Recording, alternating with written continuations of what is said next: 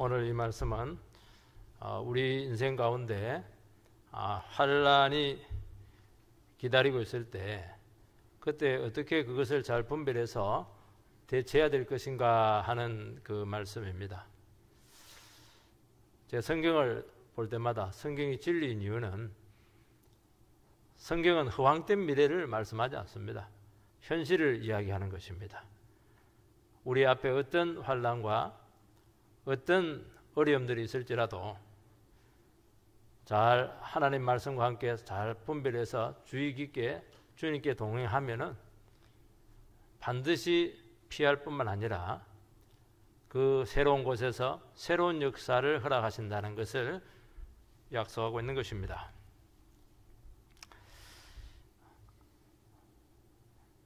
자연재해를 동물들은 잘 분별을 합니다. 10년 전인가 이 동남아에 그 쓰나미가 일어나게 되었을 때 코끼리들, 물소들, 닭들이 해변을 피해서 내륙으로 깊이 들어가게 되었고 코끼리는 아예 산 위로 올라갔다고 기록이 되어 있습니다. 저희들도 시골에 살고 이렇게 하다 보면은 개미들이 막 굉장히 많이 움직일 때가 있습니다. 바쁘게 움직이면 틀림없습니다. 큰 비가 예고되고 있다는 것입니다. 동물들은 어떤 인간이 없는 앞으로의 그 재난을 예감할 수 있는 어떤 센스가 있는 것 같다는 것을 많은 동물학자들은 발표를 하고 있는 것을 알 수가 있습니다. 인간에게도 우리 앞에 놓여져 있는 그 재난이라든지 또 아니면 환란이라든지 또 여러 가지 어려움들을 예측을 하고 미리 피신하게 된다면은 불행을 얼마든지 막을 수가 있을 것입니다. 그런데 인간에게는 그런 센스가 없어요. 한 번씩 그 비리 사건에 뭐 게이트다 이렇게 하면서 연루된 그 지도자들이 이런 비극적 결말이 있을 것이라는 것을 미리 알았다면은 아마 그렇게 하지는 않았을 것이고 거기에 괜히 연루되어서 같이 망하지는 않았을 것입니다. 우리 안에는 우리 사회 속에는 죄가 아주 만연한 곳이 있고 탐욕과 허영의 자리가 너무 많습니다. 근데 그것은 굉장히 그럴듯해요. 굉장히 유혹적입니다. 그리고 혜택이 많은 곳이에요. 근데 그 자리가 얼마나 위험한가는 것을 미리 알았었다면 그 근처에다 막 하지 않았을 것입니다. 이 조직이 부패하다는 것을 알았다면 미리 나와서 같이 고통을 겪게 되지는 않았을 것입니다. 오늘 본문 말씀은 바로 우리 앞에 놓여져 있는 그 수많은 재난들과 환난들과 어려움들 가운데 어떻게 이것을 미리 예측하고 대처할 수 있겠는가 하는 것입니다. 우리에게는 그런 센스가 없고 예측할 수 있는 능력은 없지만은 얼마든지 주님과 함께 우리는 그 상황을 예측할 수가 있고 놀랍게 피할 수가 있고 어떤 처지 가운데서도 보호가 되고 머리털 하나까지 손상당하지 않을 수 있다는 것을 말씀하고 있는 것입니다.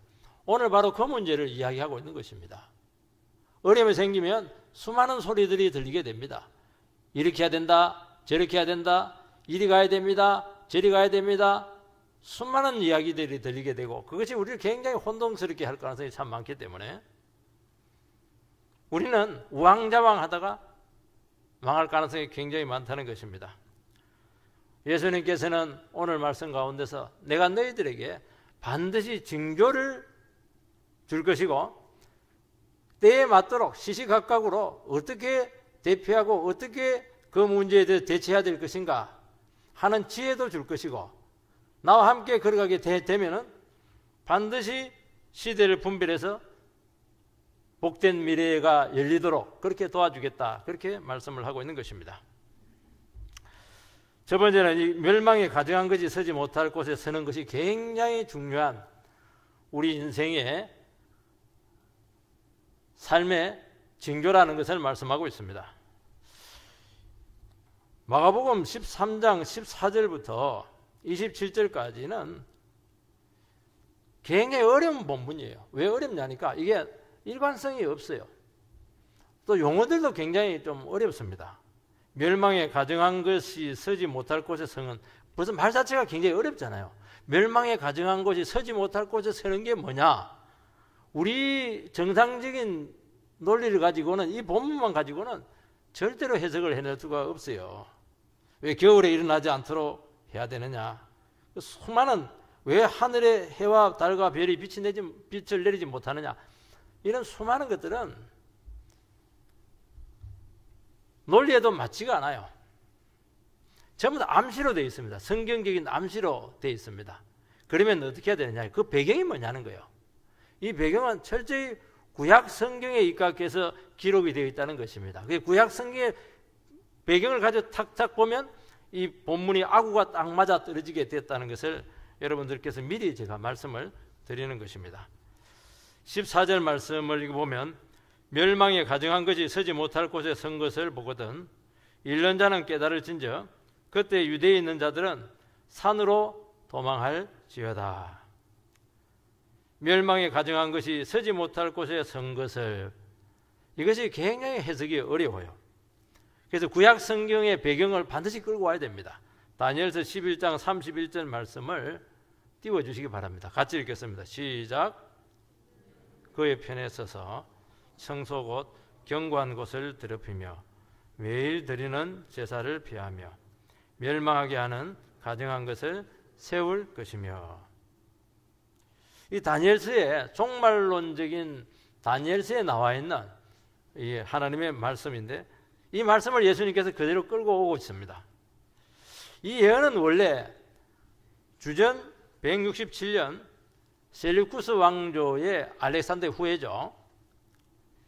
수리아 총독 안티오코스 에피파네스 4세가 예루살렘 성을 쳐들어옵니다.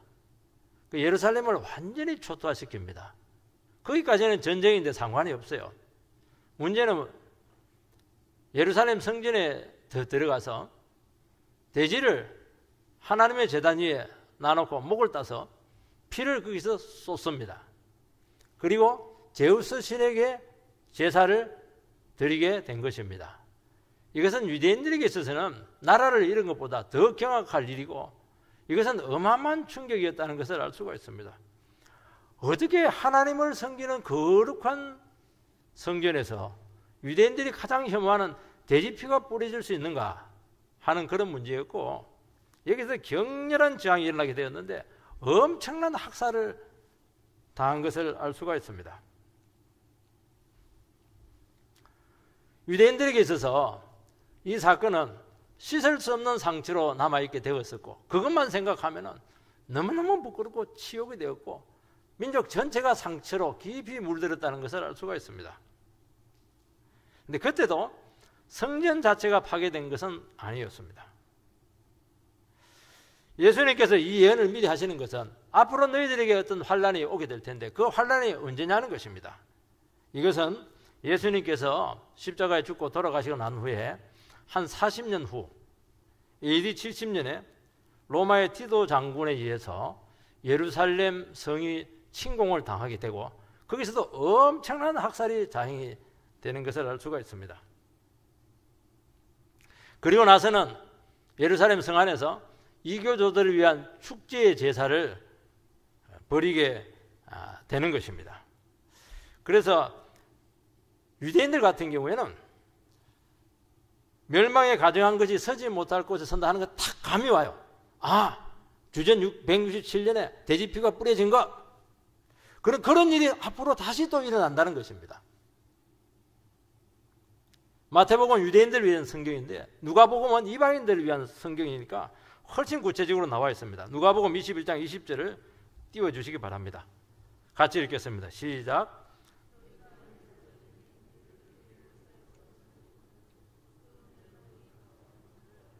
바로 이 말씀이에요.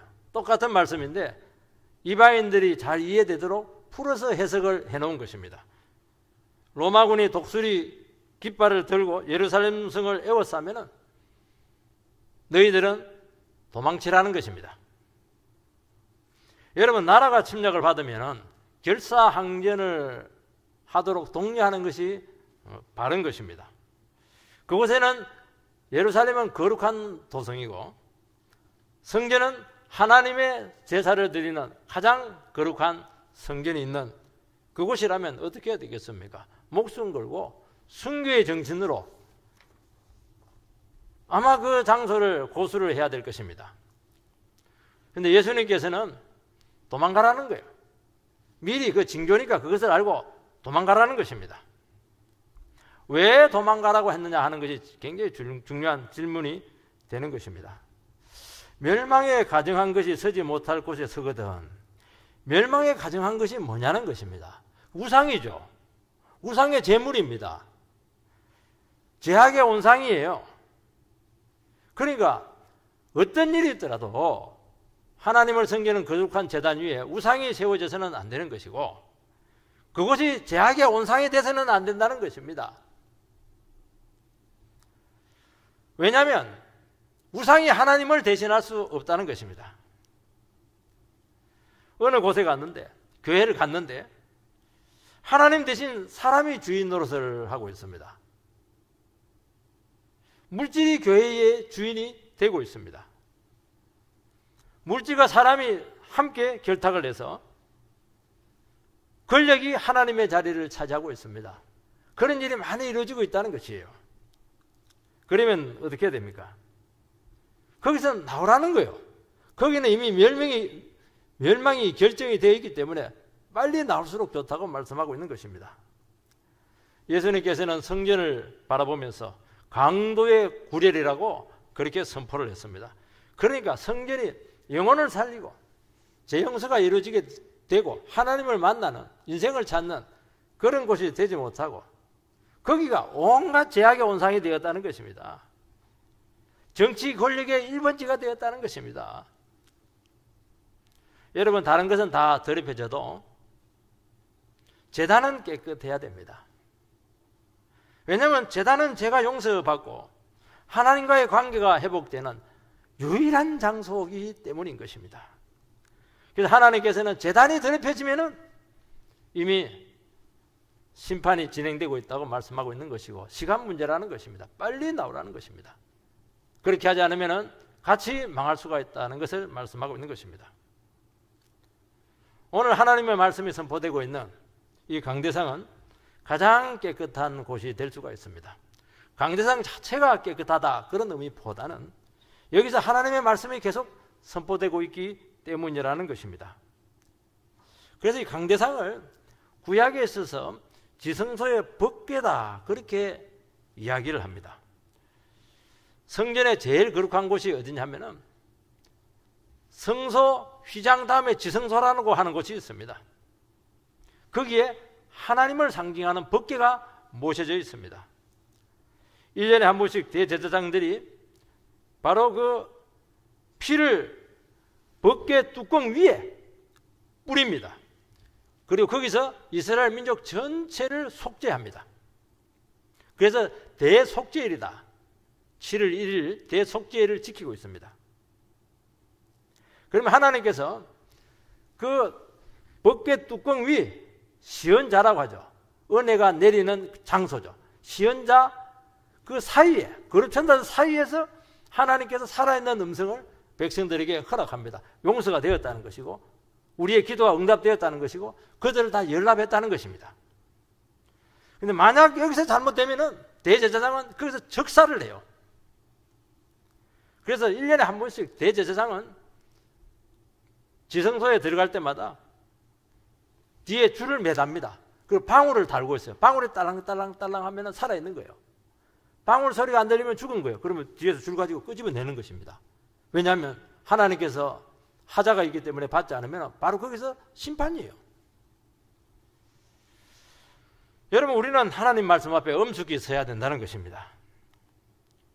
목숨 걸고 하나님의 말씀을 전해야 되고 이 하나님의 말씀을 목숨 걸고 여러분들께서 받아야 되는 것이고 받은 말씀을 가지고 목숨 걸고 이 세상 가운데서 순종을 해야 된다는 것입니다.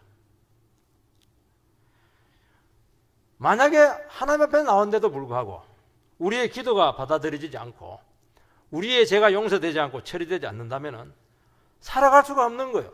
여기서 은혜 받지 못하고 여기서 하나님의 살아있는 음성을 듣지 못한다면 우리는 살아갈 수 없는 거예요.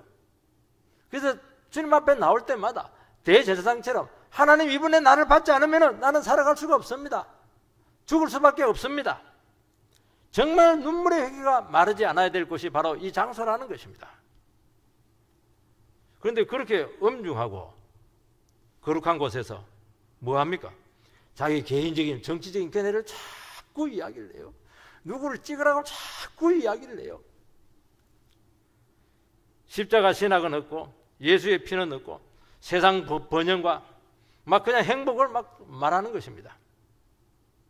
이 강단을 자기 사적 이익의 수단으로 쓰고 있는 것입니다. 예수의 이름으로 막 주머니를 털고 있어요. 사람들이 영광을 받고 있고 철학을 가르치고 있고 심리학을 가르치고 있고 자기 개발의 원리를 막 여기서 막 가르치는 것입니다. 유익해요.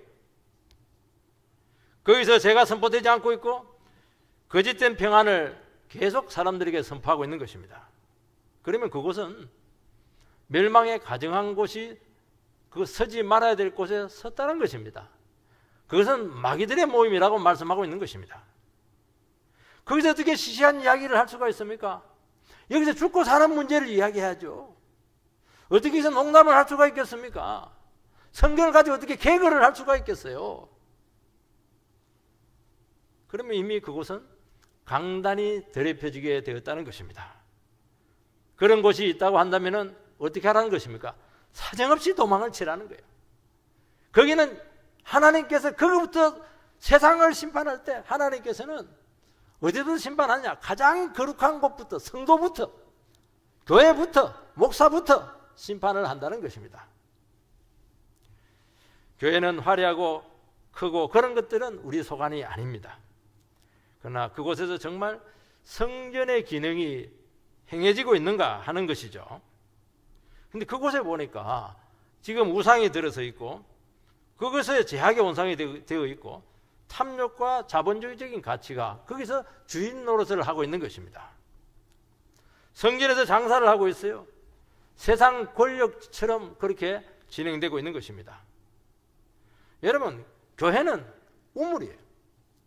우물은 크고 화려한 것이 아니고 거기서 깨끗한 물이 마르지 않고 솟아나고 있는가 하는 것이 중요하다는 것입니다.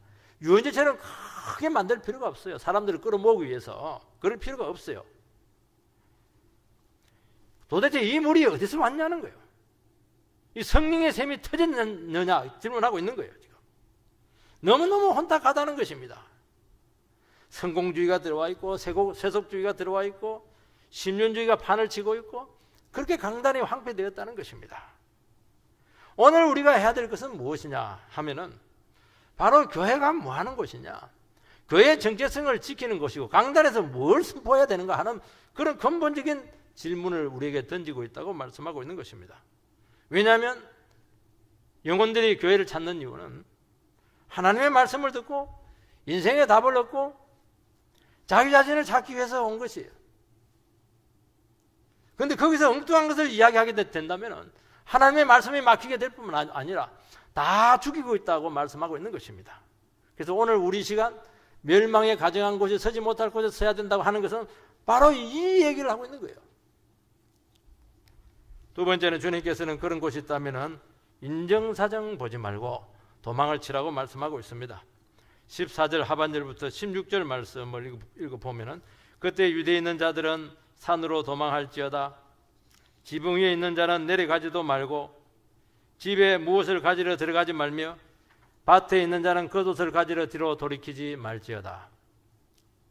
전쟁이 나면은 성 안으로 들어가야 안전합니다. 성전이 그곳에 있다고 한다면은 더 안전합니다. 그런데 오늘 주님께서는 성으로 들어가지 말고 신속하게 빠져나오라고 우리에게 권면하고 있는 것입니다. 산으로 도망가라. 그렇게 한 이유는 유대 전 지역은 지금 심판의 대상이기 때문에 가장 안전한 곳이 산이라는 것이에요. 지붕 위에 있는 사람은 유대인들의 지붕이 평평한데 지붕에 올라가는 다른 그 계단이 있어요. 그러니까 집에 들어가려면 내려왔다가 방으로 들어갔다 다시 나와야 되거든요. 그래 하지 말라는 거예요. 물품 챙기려고 하다 보면은 도망칠 기회를 놓치게 된다는 것입니다. 일본이 쓰나미가 왔었을 때 유튜브에 보니까 사람이 물이 막 오는데도 불구하고 도망을 안 가고 집으로 들어가요. 막 꼭 가지고 가야 될 것이 있었던 것으로 생각이 됩니다. 그런데 그 화면에 보면 나오지를 않아요. 거기서 끝난 거예요. 빨리 포기하고 나와야 된다는 것입니다. 그래서 우리 하나님의 백성들은 뭘 잘해야 되냐니까 이사갈 준비를 늘 해놔야 돼요. 평소에 물질이나 세상을 버리는 이 훈련을 늘 감당해야 된다는 것입니다. 언제라도 주님께서 도망가라, 이사해라 그렇게 하면은 다 내려놓고 떠날 수 있어야 된다고 말씀하고 있는 것입니다. 밭에서 일을 하다 보면 여러분들도 일을 해보실 텐데요. 옷을 벗습니다. 그리고 저 구석에 갖다 놔요. 밭이 크잖아요. 겉옷을 가지러 가지 말라는 것입니다. 겉옷은 도망갈 때 너무나 요긴한 물건이거든요. 스스로 위험을 자체하지 말라는 것입니다. 영혼 하나 건질 생각하고 그렇게 도망을 치라는 것입니다. 왜냐하면 그날은 모든 사람들이 가장 안전하다고 믿고 삶을 결정하는 그런 곳이 가장 위험한 심판의 장소가 될 수 있기 때문인 것입니다. 여러분, 산은 공간상의 의미만을 이야기하지 않아요. 영적으로 가장 안전한 곳이에요. 유다의 지역에서 제일 안전한 곳이에요. 그곳에서 영혼의 힘을 얻을 수가 있어요. 다윗이 가장 안전하다고 생각했던 곳이 사울의 왕궁이었는데 사울의 왕궁에 하나님께서 계시지 않았어요. 다윗은 어쩔 수 없이 광야로 도망을 치게 되었는데 놀랍게도 하나님은 그 광야에서 그를 만나 주었고 그곳이 가장 안전한 장소가 되었다는 것입니다. 밭이라든지 지붕이라든지 집은 먹고 사는 생존의 자리라고 말씀할 수가 있습니다. 그 생존의 자리를 떠나가지고 주님이 있는 곳으로 도망치라는 거예요. 여러분, 오늘 이 시간 우리에게 있어서 가장 안전한 장소가 어딘가 하는 것을 지금 질문하고 있는 것입니다. 그건 딱 하나예요. 하나님을 만날 수 있는 곳이에요. 하나님 말씀이 선포되는 곳이고 성령이 임재하는 살아계신 살아있는 공동체가 가장 안전한 곳이에요. 다윗은 광야에서 아둘람 동굴 근처에 있는 그 공동체가 교회가 만들어지게 되면서 목회하면서 거기서 살아남았어요. 영혼이 살았고 다른 영혼도 살렸고 거기서 살아계신 하나님을 날마다 체험을 하게 되었던 것입니다. 오늘도 마찬가지예요. 제도권 교회에서 안 채워지는 그런 영혼들은 그냥 살아있는 교회를 찾기 위해서 그렇게 방황을 하고 있는 것이에요. 스스로 가정교회를 만들어서 자기 영혼을 지키려고 한다는 것입니다. 오늘 주님께서 뭐라고 말씀하냐 하면 각자 도생이다.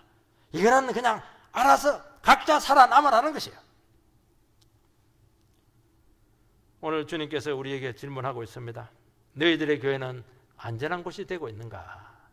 교회가 가장 안전한 곳이 되어야 되는데 그것이 심판의 장소가 된다면 그것은 얼마나 많은 영혼들을 위험에 빠뜨리겠는가 하는 것을 말씀하고 있는 것입니다. 이것은 놀랍게도 지금 현실이 되고 있는 거예요. 많은 영혼들이 교회가 없다고 지금 막 아우성이라는 것을 알 수가 있어요. 이 불행한 현실을 주님께서는 지금 우리에게 고발하고 있는 것입니다. 17절 말씀을 읽어보면 그날에는 아이벤 자들과 젖먹이는 자들에게 화가 있으리로다. 아이벤 사람이나 젖먹이가 있으면 도망가는데 방해가 돼요. 또 환난이 너무 극심하고 잔인해서 그때는 아이벤 여자나 젖먹이도 예배가 없다는 것입니다. 18절에 이 일이 겨울에 나지 않도록 기도하라. 팔레스타인 지역은 겨울은 추워요. 그리고 겨울에 우기입니다. 춥고 강물이 불어나 있기 때문에 도망가는데 굉장히 어려움을 겪는다는 것입니다. 주님께서는 이 환난은 막을 수는 없다는 거예요. 태풍이 오는 것은 막을 수 없지만은 축대를 이렇게 정비를 하고 물꼬를 튀고 이런 것은 할 수 있는 거 아니냐는 거예요. 환난은 막지 못하지만은 주님께 기도해서 긍휼을 달라고 얼마든지 이야기할 수 있다는 것입니다. 오늘 우리들은 이 코로나로 말미암아서 많은 고통을 겪고 있고 많은 영혼들이 코로나가 빨리 종식되기를 원하고 있습니다. 한 해도 힘들었는데 한 해 더 가려니까 막 너무 힘든 거예요 지금. 그렇지만 우리는 그것을 하면 좋겠지만은 그것도 주님의 한 주권이라고 생각을 해요. 그렇지만 이런 가운데서 하나님께서 우리 가정을 지켜주시고 우리 교회를 지켜달라고 얼마든지 기도할 수가 있는 거예요. 확진자 걸리지 않게 해주세요. 백신주사 맞아도 후유증 없도록 깨끗하게 치료되도록 얼마든지 그렇게 기도를 할 수가 있다는 것입니다. 19절 말씀, 이는 그 날들이 환난의 날이 되겠습니다. 하나님께서 창조하신 시초부터 지금까지 이런 환난이 없었고 후에도 없으리라. 예루살렘 성전이 파괴된 것은 너무나 큰 환난이었습니다. 실제 110만 명이 죽게 되었고 9만 명이 포로로 잡혀서 곳곳으로 흩어지게 되었고 로마군에 의해서 죽은 사람보다는 자기들끼리 그냥 미워가지고 자기들끼리 그냥 애국주의 운동하다가 죽인 사람들이 더 많다는 것입니다. 자녀들을 그냥 배가 고프니까 그냥 삶아먹고 이렇게 했었어요. 한 전쟁에서 이렇게 많은 사람들이 살상된 적이 없는 것입니다. 주님께서 이 메시지를 우리에게 주시는 이유가 무엇입니까? 대환란의 기간에 신속히 도망을 치라. 그 의미라고만 이야기할 수가 없는 거예요. 우리나라 6.25 때 북한에 있는 많은 교회가 남쪽으로 이주를 했습니다. 일제강점기 때는 신사참배를 피해서 북한도로 갔었어요. 만주로 갔었어요. 연해주로 가서 교회를 많이 세웠습니다. 구약에 보면 이세벨 때 바알 종교가 아주 번성을 하게 되었는데 오베다라고 하는 사람에 의해서 100명의 선지자를 굴에 피신시켜서 먹여 살렸던 그런 것들이 있습니다. 여러분, 그렇지 않다면 위기가 오게 된다면 비겁하게 도망을 가야 됩니까? 가지 말아야 됩니까? 어떤 이런 장소적인 의미만을 이야기하는 것이 아니라는 것입니다. 신사참배 때 국내에 남아서 순교를 한 순교자도 많이 있어요. 북한에서 미쳐 내려오지 못하고 지하교회로 숨어 들어간 성도들도 많이 있다는 것입니다. 오늘 이 본문이 말씀하고 있는 궁극적인 목적은 뭐냐? 악이나 죄에 대해서 이와 같이 신속하게 움직이라는 거예요. 떠나라는 것입니다. 왜 성전이 파괴되었습니까? 왜 거룩한 도성 예루살렘 성이 파괴되었습니까? 그곳이 영혼을 살리는 곳이 아니고 죄악의 온상이 되었다는 것입니다. 제도가 복음의 기준에서 현저하게 이탈이 되었어요. 교만과 비인격적인 구조와 온갖 불의와 억압이 양산이 되고 있는 것입니다. 이런 곳이라면 떠나라는 거예요. 예를 들어 가지고 어느 직장에 취직을 했습니다.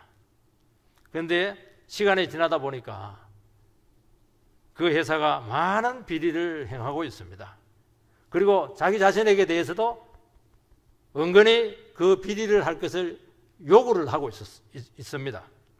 여러분, 비리가 많은 것은 이익이 많아요. 혜택이 많습니다.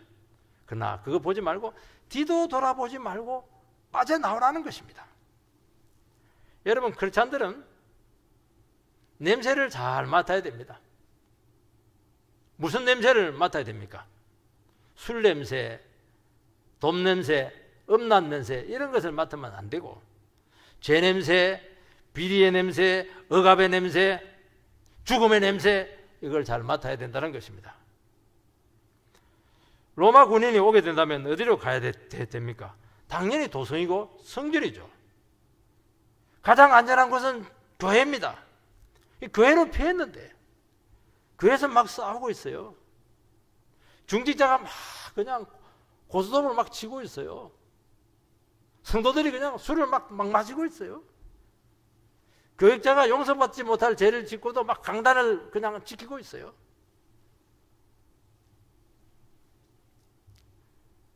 바로 그런 곳이라는 거예요. 그것은 제일 위험한 곳이 될 수 있다는 것입니다. 여러분, 제일 거룩한 곳, 제일 주님이 기뻐하시는 곳이 타락하면은 제일 위험한 곳이 될 수가 있어요. 지옥도 제일 뜨거운 곳에 갈 가능성이 많다고 말씀하고 있는 것입니다.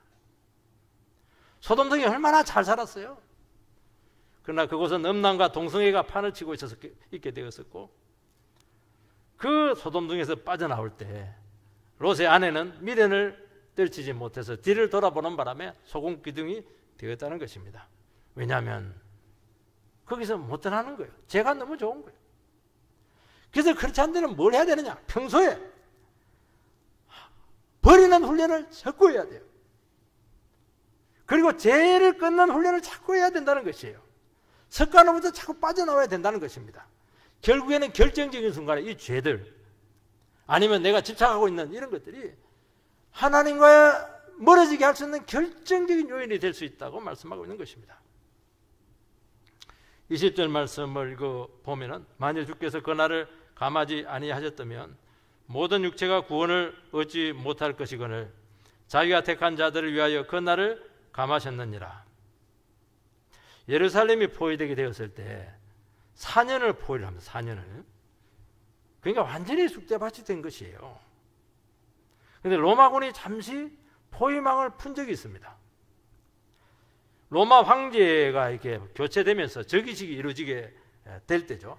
그때 미처 빠져나오지 못한 많은 성도들이 다 함께 산지적인 펠라로 도망을 쳤습니다. 뭘 기억을 하고? 예수님의 이 말씀을 기억하고 도망을 친 거예요. 6.25 때 우리나라가 낙동강 전선까지 밀렸습니다. 그리고 유엔군이 들어오면서 다시 압록강까지 올라갔어요. 중공군이 내려오면서 일사후퇴가 지금 이루어지게 되었습니다. 처음에 북한 성도들이 내려오지 못했어요. 일사후퇴 때 장진호 전투처럼 그냥 많은 영혼들이 내려왔어요. 여러분, 우리나라 부흥의 1번지는 평양입니다. 북한이에요. 북한의 성령사가 얼마나 많이 나타난지 모르고요. 6.25 때 그때 교회 숫자가 3,000이 넘었습니다. 마을이 기본이 70%, 80%, 어떤 곳에는 100% 전부 다 크리스찬들이었습니다. 그런데 그때 잠시 올라갔다가 잠시 내려올 때 그 틈을 타서 30만 명이 남하하게 되었고, 그 대부분이 기독교인들이었습니다. 그때 기독교인들은 전부 다 지식인들이에요. 엘리트들이었어요. 그래서 북한의 부흥이 그대로 남쪽으로 넘어온 거예요. 촛대를 하나님께서 옮기신 거예요. 그리고 경제 성장의 주역이 되었던 것입니다. 마치 종교의 자유를 찾아서 미국 청교도들이 대서양을 건너와서 미국에서 순교적인 믿음으로 미국을 일으켰잖아요. 지금까지 그 놀라운 역사가 지금 계속되고 있지 않습니까? 북한에 내려온 그 성도들은 다 버리고 내려온 거예요. 그래서 여기서 순교적인 신앙을 가지고 그렇게 열심히 기도하고 신앙생활을 하고 그렇게 열심히 이 나라를 위해서 살았던 거예요. 신앙의 불을 지폈던 것입니다. 하나님께서는 자기 백성들이 의미 없이 망하는 것 절대 원치 않습니다. 아무리 힘들고 어려워도 숨쉴 틈을 줄 거예요. 피할 길을 줄 거예요. 그때 정신을 딱 차리고 주님 의지하고 주님 있는 곳으로 찾게 된다면 주님께서는 그들을 통해서 부흥의 불씨를 일으키게 될 줄 믿습니다. 반드시 택한 자들을 새롭게 크게 쓰실 줄 믿습니다. 세 번째는 자기 백성들을 세상 끝까지 찾아가서 구원을 한다는 것입니다. 24절 26절 그때 그 환난 후 해가 어두워지며 달이 빛을 내지 아니하며 별들이 하늘에서 떨어지며 하늘에 있는 권능들이 흔들리리라. 그때 인자가 구름을 타고 큰 권능과 영광으로 오는 것을 사람들이 보리라. 그때 그 환난 후 큰 환난, 역사적으로 이야기하면은 예루살렘 성전이 파괴된 것 같은 그런 엄청난 그런 환난의 시기가 일어난 후 성도들은 아마 주님이 재림할 것으로 여겼겠지만은 이것은 재림을 이야기하는 것이 아닙니다. 이것도요, 여러분들이 별들, 하늘에 있는 권능들, 인자가 구름 타고 큰 권능과 영광으로 오는 것도 전부 다 구약 이사야 말씀의 인용이에요. 그래서 이것만 보면은 재림이 되는 거 아닌가 그렇게 착각을 할 가능성이 참 많아요. 그렇지가 않아요. 이 본문은 뭐냐? 바벨론이 망한다는 거예요. 에돔이 멸망한다는 거예요. 여러분, 그 당시 사람들은 운명을 예측을 할 때 해를 봐요. 달을 봐요. 별을 봅니다. 그것이 우상이었습니다. 하나님께서는 바로 그 우상을 심판하겠다는 것입니다. 바벨론의 사상이 무엇입니까? 제국적인 가치관이에요. 남은 거 전부 다 빼앗아가지고 지껏 챙기는 거예요. 그게 제국주의입니다. 제국주의가 뭐 다른 겁니까? 팽창적, 탐욕적 가치관을 가지고 있는 것이 그게 바벨론의 사상이었어요. 그런데 그 모든 삶의 추구가 가치관의 일순간에 날아간다는 것입니다. 그 말은 무엇을 이야기하느냐 하면은 영원히 변치 않는 하나님 말씀만이 끝까지 우리를 보존시킨다고 말씀하고 있는 것입니다. 우리 성도님들은 지금 바벨론적인 제국주의적인 가치관에 물들어 있어요. 너무 탐욕적이에요. 남의 걸 빼앗을 선화로 내 것을 챙기는 그런 사회 속에 살아가고 있다는 것입니다. 주님 오시면 그건 전부 다 날아간다는 거예요. 하나님 말씀 1.1핵도 이루어지지 않는 것이 없다고 말씀한다는 것은 하나님 말씀 붙들고 가면 반드시 말씀대로 구원이 오고 축복이 오고 주님께서 지켜주신다는 것을 말씀하고 있는 것이에요. 우리 영혼을 붙들어줄 수 있는 버팀목이 무엇입니까? 2022년도 우리에게 많은 어려움들이 기다릴지도 몰라요. 우리가 무슨 일이 일어날지 몰라요. 부도 맞을 사람이 있을지 몰라요. 저는 절대로 그렇게 되기를 원치 않아요. 잘 될 겁니다. 그렇지만 우리에게 무슨 일이 일어날지라도 하나를 기억해야 됩니다. 절대로 세상적인 가치관, 바빌론적인 탐욕적인 가치관 따라가면 날아간다는 거예요.